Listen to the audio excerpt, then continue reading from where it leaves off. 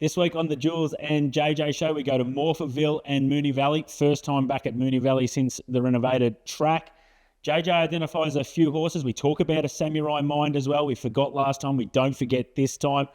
The Pin the Tail horse, well, it's See You in Heaven this week.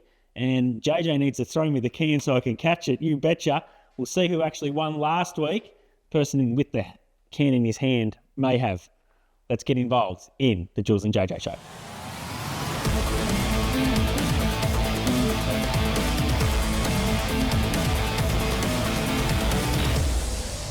Hello and welcome to the Jules and JJ show. My name's Julian Valance, joined as always by James Jordan. JJ, how's the week, mate? It's been pretty good. Relaxed. Olympics? Couch. The Olympics, yeah, I watched a bit of that. Gabby Thomas got the job done for the... I think it was the biggest tip of all time, wasn't it? It just seemed to be everywhere. She's going to be a pin-up girl for the future, isn't she, Gabby? She was dominant though, which was good.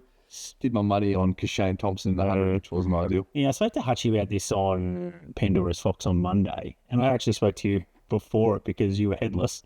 You know, in pole vault, that you actually, and probably other things, if you're equal, you actually get the chance if you want to shake hands and say, oh, let's split the gold. Yeah. If you run 9.79 and then the person that beats you runs 9.79, do we just dead eat it? They're real alpha athletes, those 100-metre sprinters. I'm not saying they'd shake their hands, but at what stage? I mean, obviously they went down to the 1,000th of the second. Yeah.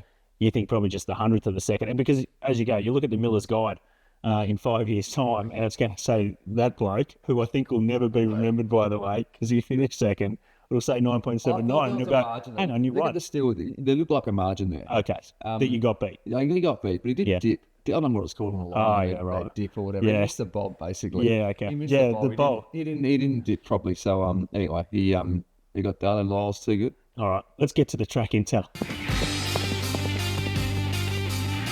All right, track analysis here. You kick us off with Morphettville, back on the outer track, yeah? Yeah, back on the outer track, the big track. Last meeting there was a couple of weeks ago. The rail was true there, ended up meeting. Yep. The fence was slightly inferior, nothing drastic, slightly inferior, but it was a very wet track. It's come up very, very heavy on times. It was probably an 8 on balance, I think. They came off the fence, but given that this meeting on Saturday with the rails 4 metres, it's not going to be nearly as wet, probably around that 5 range, something like that. Bit of rain forecast today, but not a lot. So it won't be quite as wet. So I don't think the inside will chop out or be as inferior as it was that last meeting. Still, though, in the chute, I'd say wide gates. Normally, sprint trips, wide gates, you'd penalise. I wouldn't penalise. I think it'll be fair, but certainly those outside gates are no disadvantage. And also note, we've got there that it's a light westerly, but obviously going to have no impact whatsoever. No impact, so didn't Beautiful. All right, let's get to Moonee Valley. So Victorian Racing, obviously, we go back to the Valley, had a bit of a reno as they've done, but we still know this track is a tired track. So true position the entire circuit.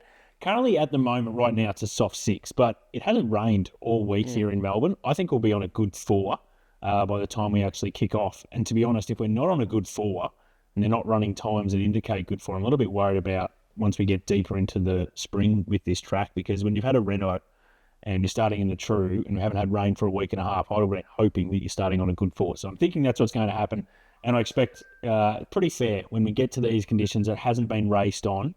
We haven't had rail in, out, different spots. I think we should be a fair track for Moonee Valley. Fingers crossed.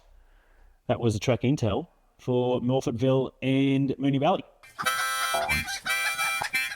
All right, now let's have a look at the Fox factors. They've been going really well, actually, to be honest, JJ. We sort of identified significant jockey changes.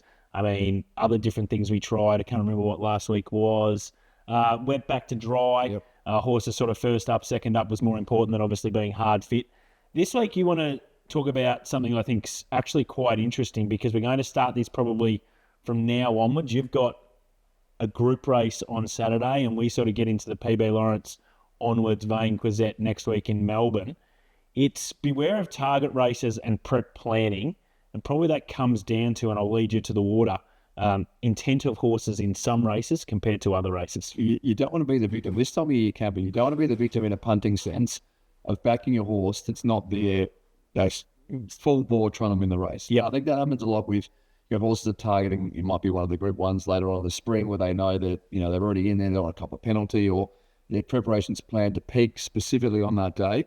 And when you're looking at horses, maybe the first up, second up, even some of the classic horses going towards a Guineas or a Derby, they might have been 2-year-olds There's no expectation. They have their first start over 1,100. They fly home and win. Then they get up to a mile or get up to 2,000 later in the prep. They come back this time in and they're going towards a Cox Plate or a Derby. And you think, I won first up over 1,100 last prep. Like first up 1,200 would be perfect. It's a different horse. Yeah. A, the horse is a lot more mature. It's probably a bit more dour. And B, if they're going to a Derby, it's not wound up to win first up. Yep. It might have been last prep when there was no expectation, but you just got to be aware of those sort of horses. Even country cups to an extent.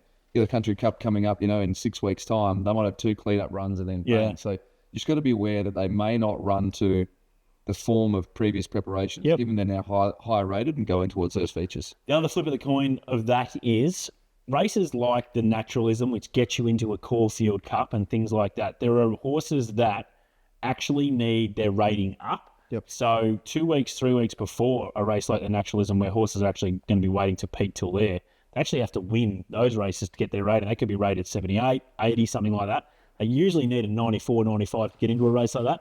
They've got to win those other races as well. So I think that's the other flip of the coin for those as well. And we're probably going to see this very soon. We've been talking about this probably for the last 6 or 7 weeks. The Memsie Stakes, usually Pride of Jenny, takes 1 or 2 runs to get into top gear. I think now the camp have realised we want to keep Picket Fence. She's going to be wound up for the Memsie Stakes. We've been on record talking about that probably for the last 2 months. And I think the trial this week, everyone else has cottoned on. So that's a positive there for that horse in the Memsie Stakes. That was Fox Factors for this week.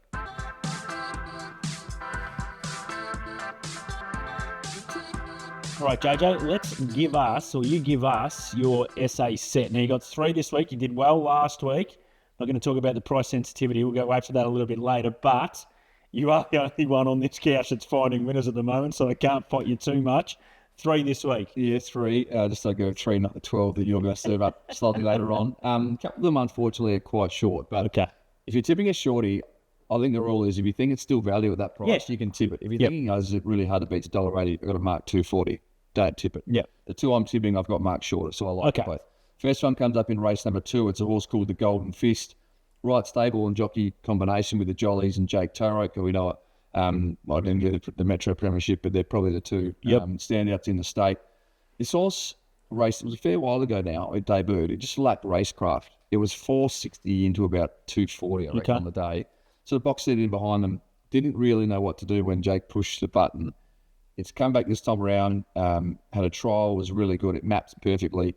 A little query about the 350-day spell, but I think, given it's a short trip, what it did on debut and also in its trial, you can certainly win this. It's a pretty moderate field. Right. I think it's going to be very hard to beat. It's about 215 at the moment.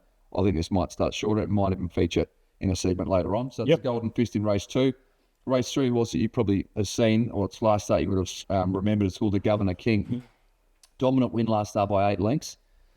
Sections were good late as well, and it was on a heavy 10. So you might look at that and think this is a spike. It's done on a heavy 10. I think this horse is a wet tracker, and it's not going to get that wet track in Adelaide. There's a risk that the market looks at it that way. I look at it that there was maybe some sort of issue. They were bringing it along slowly because in its prep, it had its first prep spell. Yep. Had a 161-day spell. It came back, it ran. Had a 28-day break, ran again. 32-day break, ran again. Then it went 17 days, which was the last start. Fit a horse, ran through the line. It's here off 13 days. So I think maybe they're just blooding it. They've now got it screwed down. And I think that last start may be a result of a fitness base rather than just hit a heavy track. So that's good. That's what I'm working on. It's a no Metro win race. These races are set up for Victorians as well. This is a little thing to put in your arsenal if you're betting in South Australia. They have a lot of no Metro win or one Metro win races. Now in South Australia, we have benchmark 60s on our Saturday. So if you haven't won a Metro race in the last year, they're time stamped. What's that? Yep.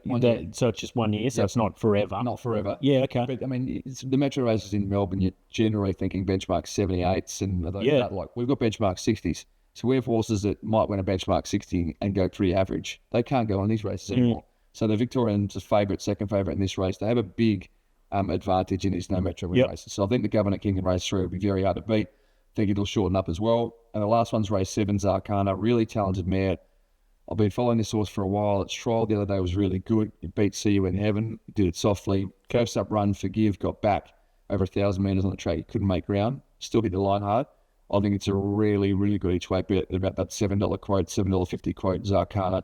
in race 7. That's the set in SA. Yeah, just with those top two that you mentioned, sort of 210, 225, I'm assuming then you've marked them in the red or close to. I've marked the Golden Fist, I reckon, $1.90. Yep. And the Governor King, I reckon I've got evens. Yeah, perfect. So there's still a spoil there for the punters out there at those current prices. Very good. All right, let's now get to my set, obviously, in Victoria. There's a few here. Race 1, I really want to attack this race because I think Electric Impulse is a false favourite at the moment. I'm happy to be against it. It's sort of the form line behind Zoltan and Freda. I know Freda started really short yesterday at Sandown, got beat. I was happy to be against it, laid it to as far as you could go. I just don't like that form line at all, and I think the market will be against it. So Waymarie, it's going really well. Zara Sticks, on-speed horse, no disadvantage first race. Reckon it controls the race. Good rating last start. Think it can repeat. And I'm just scared of the 6 Lavore as well. Third up now. I think it'll roll forward with Williams. Probably they end up 1-2 on the map. And Lavore, this time last year, 1,600 metres third up, which is exactly saying what it's going to be. Won at Moonee Valley and was its peak figure. So might be a set play. They're the two I want to be with because I'm hard against Electric Impulse in race 1. Then we have to wait a little bit. We go to race 7. All the way down the bottom here, a horse called Matthew for Patrick Payne. Very good last start at Sandown. Good rating race. Drops in weight, goes to the minimum. I think I want to be with it. Obviously, there's another favourite as well, Elder, in this race that I want to be hard against. So I'm with Matthew in that race at around $4.60. Race 8, it's an emergency at the moment, but if it gets in, horse called Aspen, Colorado, double figures. One of Lindsay's. It's a horse that needs luck in running. It's a horse that obviously only has about 150, 200 metre sprint on it. Moonee Valley suits it well. Good gate. Sits in behind him. Gets the luck. I think it'll be right there. What sort of price? Yeah, it's around $11, $12. Okay. So I think you can play there. I think if I was playing $5, $6, I wouldn't have it there. It's like those double figures you have to 100%, yeah. Have a crack at that. And in the last, I'm really keen on number 15, Willenda. Around $4.60, I think, with PointsBet at the moment. This sets up really well. Newly minted 4-year-old. 3-year-olds have become 4-year-olds this time of year, have a fantastic record. Their rating aren't high enough. You end up on the minimum. It sets up really well for this horse. It's been running around some good horses, Piastri and other horses like the Dark Cloud, horses like that I think it would absolutely, Right to Party, which obviously won the group race last week at Flemington, sets up really well, Willonda. So that is my set for Moonee Valley. All right, JJ, favourite segment is the snap or don't snap. Now, obviously, the key for this segment is we want to identify what's the time to have a bet. Have a bet now because we think the price is going to shorten, or wait because we think the price is going to drift. Now, we've had 14 this year. 11 we've got going the right way. Those three that we've missed... Oh, bugger lugs over here. I will say you missed 2 last week and they both won. So, and even I think I'd prefer to be on your side of the ship with backing winners than getting the price sensitivity right. But 11 out of 14, proud of that at the moment. You've got one for us at Morphettville. Yep, I've got a couple of snaps. I've got one don't snap. The first of the snaps, I mentioned them in the suggested bets program. I reckon the Golden Fist will shorten. I reckon it could start in the red. Yep. It's about that 2:15 quote at the moment, so I think it'll shorten up. I think the Governor King in race 3, it's a 2-horse race, I think, and I think it's got to be clearly the top. Big Staunch is the other horse in the market. I've got it marked about $1.95 evens and $5, I think. So I reckon the Governor King's a snap as well. And the don't snap, I've got is race number 5, Brave Star. It was a little bit keen last start in the run where it box-seated literally out of the gates. Lockie Nindorf rode it. I was thinking mid-race this horse is almost going to get on heels, able to just avoid trouble and end up winning the race. They get the Apprentice on in this race. I just feel like it's a bit of a risk at the price. I think the market might respond to that. So it's about that sort of $6 quote. I reckon it'll jump bigger than that. So I'm telling you, if you want to back it, wait. Very good. 2 for me. Moonee Valley, sort of spoke about them in the set, but in race 7, a horse called Elder was first up. It ran 5th. It was sort of well supported. It's around sort of $4.40, $4.60 now on Saturday. Just comes out of a junk race to me. British Columbia won the race at a big price. This horse ran 5th. Now, I know it drops in weight, so I think there's going to be a push towards it. I don't think it's going to start, double what the price is right now, but I'm just happy to be against it. I think you'll get a better price. So that's Elder in race 7. And in race 9, the horse we spoke about, Willonda, it's around $4.60, $4.80 with PointsBet at the moment. I've marked this horse much shorter. I'm expecting this horse to start with a 3 in front. I think it will be really well back. So I think you can snap Wollonda at Moonee Valley race 9. All right, JJ, let's get to pin the tail. Now, last week, obviously here, what we're trying to do is we're trying to get to the closest price we actually predict right now on Thursday morning for what this horse will SP, or starting price once the barriers open, with the PointsBet Sport SP, so starting price. So last week, Maricourt, you found the winner. Now for the punters at home, you suggested $2.80 was your prediction. My prediction was $4. There was a 10-cent deduction, so your $2.80 becomes $2.52. My $4 becomes $3.60. It's the closest to the pin. There he is. Guess what the SP for PointsBet was? $3.30. You got the win, so I hope you backed it to death. But you got it wrong, my friend. It's 2-1. But as I said, I prefer to be on your side of the ship because you're back and winners, so that's good. But in the pin the tail situation, it's 2-1 the champ. And we're staying in South Australia. I thought, let's give the bludger another chance. He is. But this is a nice horse, actually, because I've had this horse plenty of times. It's called See You in Heaven in the Spring Stakes, or now I think called the Behemoth Stakes, because he won it a couple of times, which is more or less, a good lead-off point for a few horses. You want to start off with what your price is, or your thinking around this? I'll just probably lead you to the water that last year this horse won the race at $2.15. Yep. Probably a little bit of a different prep. It was off 175 days. This year it's off 301 days. How did you go about predicting the price for See You in Heaven, and what'd you land with? I'm going to start with, obviously, the price you have that horse is a lot dependent on the rest of the field as well. Yeah, of course. It's not overly strong. It's pretty even. I reckon last year was, an equal field, I would say. Right, okay. If not maybe, ahead, more ability in the race. But I looked at the horse's trial. Remember a few weeks ago we had Kuriyanagi? Yeah. I didn't like the trial. I thought Jamie Carr, it's Blue Diamond form. The market will come for it. It was in the bin. Yeah. I reckon they reacted to that trial. See You in Heaven trialled Morphettville probably about 9 or 10 days ago. Okay. It was okay. It was okay. It was no better than okay. You mentioned the long spell. Just looked at me when I was watching it. It didn't really pick up when Jake sort of went for it. I went back and watched its trial before its win last year. It was much better. Right.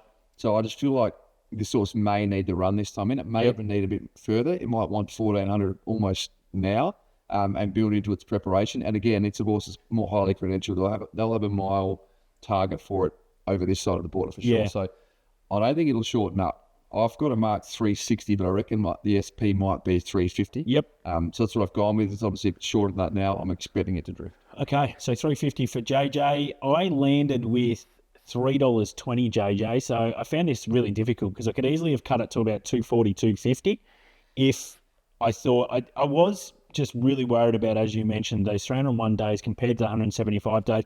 Also, last year it came off running third in the Vanity, so good form when it went out for a break, which I usually love, or I do love. And then this prep, or its last prep, it went out off a poor one, which I don't like. I don't like backing horses first up off a bad one usually. So, look, I went $3.20. It's going to be really fascinating. I thought Jake on it could hold the price in a little bit. We know he's the premier jockey there. I thought the barrier might help it as well, might be able to tag it back. So $3.20. So what it sets up is I'm $3.20, you're $3.50. In essence, what is it? Say $3.35 is the middle. So $3.30 or under, I get the can again, and you think it's all over. And $3.40, you get the can, and it's back to 2-all. It is a very long race and may not see it all out. So there we go. That is the pin the tail. $3.20 for me, $3.50 for JJ for See You in Heaven.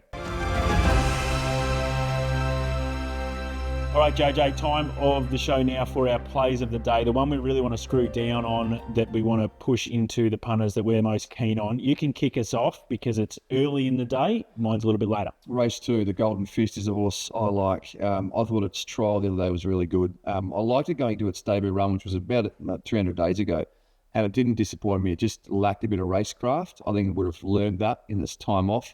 I think it's a thin race. Yep. It's a horse like Soul Sun might improve. Hallowell that we saw last starts on the 7-day backup, but I think if there's a horse that's going to go to end up being an open class sprinter or a top tier horse, it'll be the Golden Fist. I think it's a really good race for it. It'll map in the first 3 and be very hard to beat. I think it'll shorten too. It's the 2:15 at the moment. Wouldn't surprise me if it jumps in the red. Yep, very good. Starts with the one in front of it. Got to wait a little bit longer for me. Race 9, Moonee Valley, a horse called Wollonda. Newly minted 4-year-old. I love these 4-year-olds at this time of the year. They've been running in 3-year-old open class races. Now they race against some older horses, 5-year-olds, 6-year-olds. They more or less have found their ceiling. They're not going to continue to improve. These 4-year-olds are going to continue to improve right to party form, Piastri form. Just had no real intent last start. Nice draw. I think they'll settle a lot closer in running. I'm really keen. Wollonda, Moonee Valley, race 9. That's our plays of the day. Thanks, JJ. That was fun. Pleasure. Good luck. See you next week.